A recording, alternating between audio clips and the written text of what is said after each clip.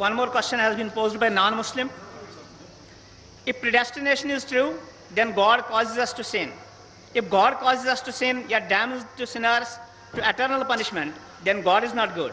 Therefore, non-Muslim concludes, if God is good, then either predestination is not true, or else God does not damn sinners to eternal punishment. Please satisfy the contradiction that occurs. ایک غیر مسلمان سوال کر رہا ہے تقدیر کے اوپر کہ اللہ سبحانہ و تعالیٰ اپنی تقدیر لکھتا ہے تو ہم اگر غلطی کرتے ہیں تو دوشی کون؟ اللہ سبحانہ و تعالیٰ. اگر میں تقدیر میں لکھا ہے کہ ہم خون کریں گے اور ہم آدمی کا خون کر لیتے تو کون ذمہ دار؟ اللہ تعالیٰ. آدمی کو کیوں ذمہ دار کرنے کا؟ اگر تقدیر میں لکھا ہے میں چوری کروں گا، میں غلط کام کروں گا، تقدیر میں لکھا ہے کہ میں جہنم میں جاؤں گا تو جاؤں گا، تو کس کی غلطی؟ میری کیا غلطی؟ اللہ کی غلطی.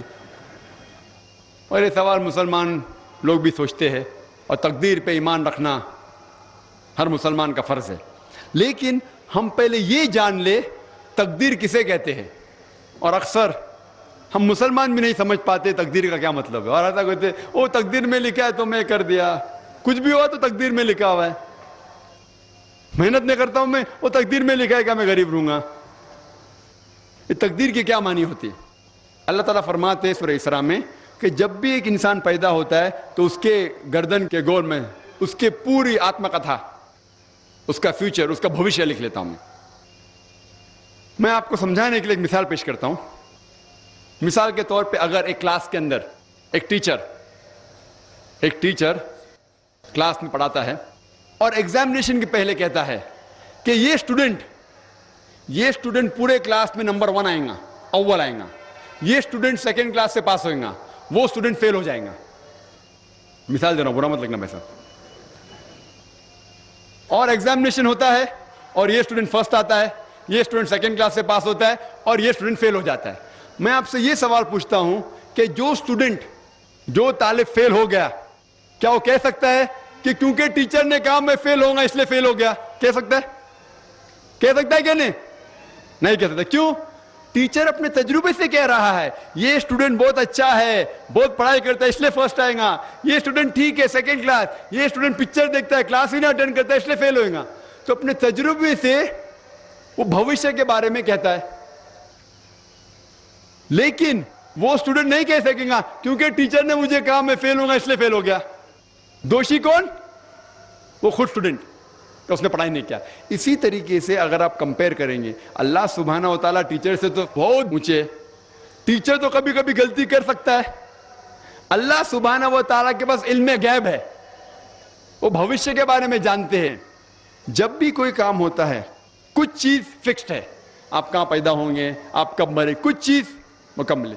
اس کے علاوہ اللہ سبحانہ و تعالیٰ نے آپ کو فری ول دیا ہے. فری ول مطلب آپ جو بھی چاہے چن سکتے ہیں. اللہ تعالیٰ کو ہدایت دی قرآن اور حدیث میں، لیکن آپ کے اوپر ہے آپ اس کے اوپر عمل کریں نہیں کریں. لیکن اللہ تعالیٰ جانتا ہے آپ کیا کریں گے. مثال کے طور پر آپ ایک رستے پہ چل رہے ہیں اور ایک چوراہے پہ آتے ہیں، 4 رستے ہیں، نمبر 1، نمبر 2، نمبر 3، نمبر 4. آپ کوئی بھی رستہ چن سکتے ہیں. آپ چنتے ہیں رستہ نمبر 3.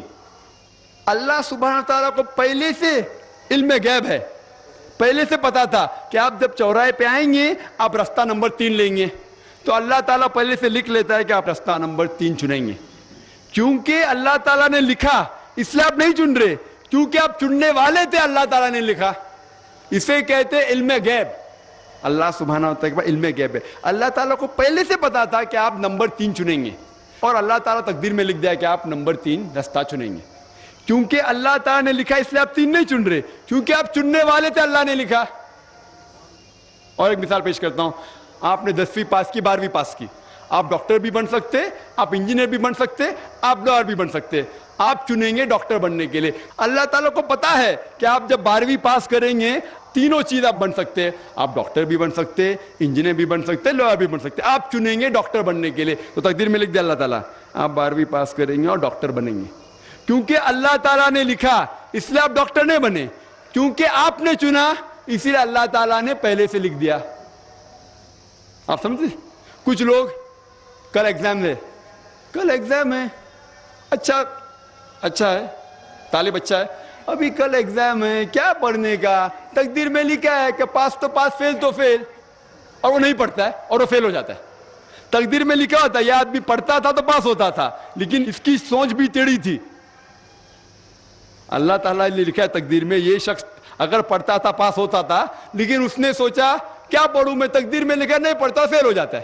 تو دوشی کون, اللہ یا وہ خود؟